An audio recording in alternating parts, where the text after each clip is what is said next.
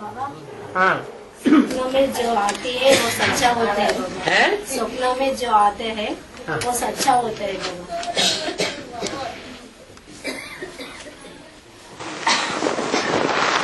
बता दिया ना, आदमी अच्छे कर्म भी करता है और बुरे कर्म भी करता है। दुकान में बैठा हुआ आदमी कपड़ा फाड़ता है सारे दिन, वो तो अपना धंधा कर रहा है।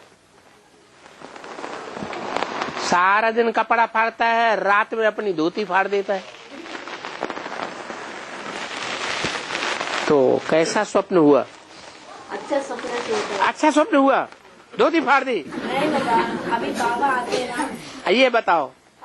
ये बताओ, उस कपड़े बेचने वाले दुकानदार ने रात में अपनी धोती फाड़ दी सपने में, वो अच्छा कर्म हुआ या खराब कर्म हुआ? वो तो बुरा कर्म हुआ।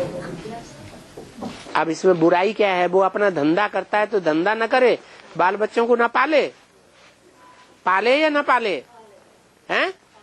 फिर उसे बुरा स्वप्न क्यों आया?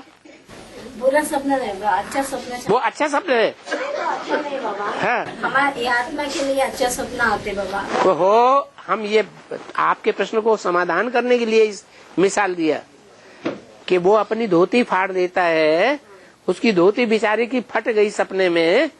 वो अच्छा स्वप्न आया है या बुरा स्वप्न आया है? बुरा आया। बुरा स्वप्न आया, बुरा काम हुआ, उसका नुकसान हो गया, है ना? और वो भोगी साबित हुआ या योगी साबित हुआ? भोगी साबित हुआ। जो भोगी होते हैं वो बुरे कर्म करते हैं, और जो योगी होते हैं, योग है कर्मसु कौशलम, योग वो है जो कुशल कर्म करना सिखाता है। झूठ उसमें गलती हो ही नहीं सकती। कोई ऐसे हैं कहते हैं हम दूध उबालने खड़े हुए अंगीठी पर और बाबा की याद में इतने हम मस्त हो गए कि दूध फैल गया, दूध उफन गया। तो अब ये वो याद में था या कहीं बुद्धि और भाग गई थी? हाँ, वो योगी नहीं था, भटकी हुई बुद्धि थी। ऐसे ही है, अच्छे कर्म करने से अच्छे स्वप्न आएंगे और बुरा कर्म करने से बुरा स्वप्न। आप कहेंगे वो उसने क्या बुरा कर्म किया? वो तो अपने कपड़े बेचता है दिन में।